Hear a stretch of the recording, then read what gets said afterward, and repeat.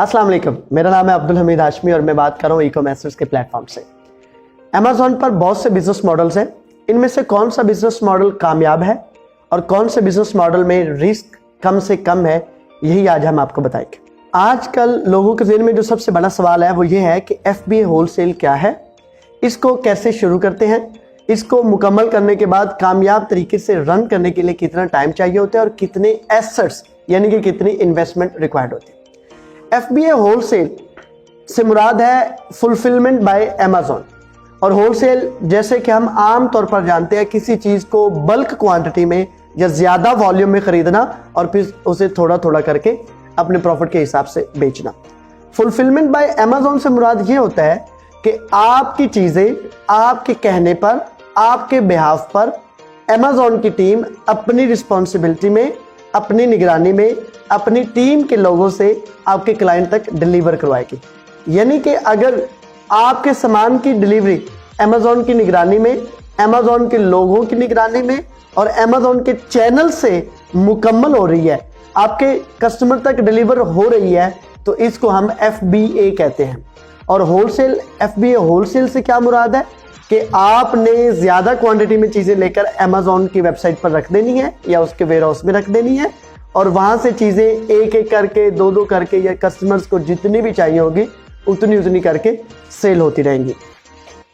FBA wholesale करने के लिए आपके पास एक कंपनी का होना ज़रूरी होता है, क्योंकि आप इसमें पहले से मौजूद, पहले से बिकने वाले और पहले से इस्टेब्लिश ब्रांड्स को दोबारा से अपने कंपनी के थ्रू से बेचना शुरू कर देते हैं।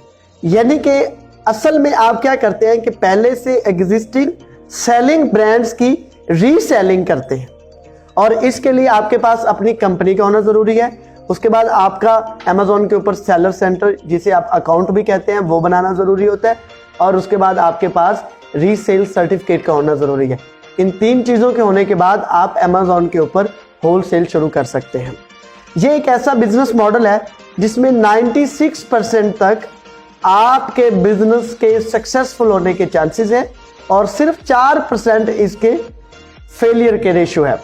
96% सक्सेसफुल रेशियो इसकी इस वजह से है क्योंकि आपने सामान जितने का खरीदा है आप उसमें अपना मार्जिन रखकर बेचते हैं।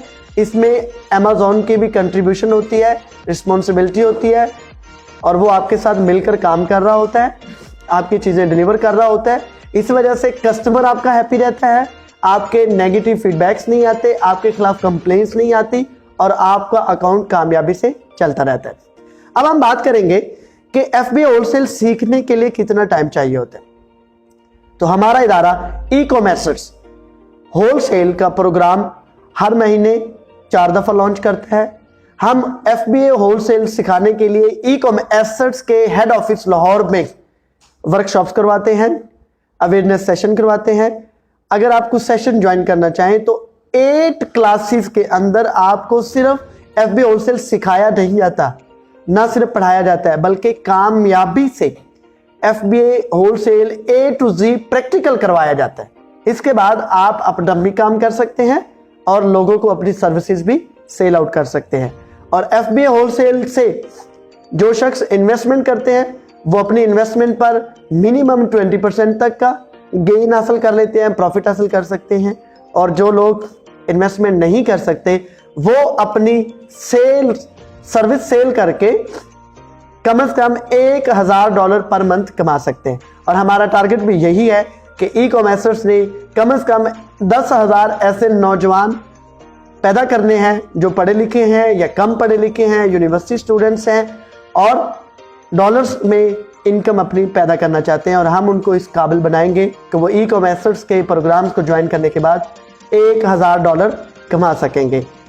आज ही टाइम ज़ाया किए बगैर हमारे फेसबुक, इंस्टाग्राम और यूट्यूब चैनल्स को सब्सक्राइब करेंगे, अपडेट हासिल करें।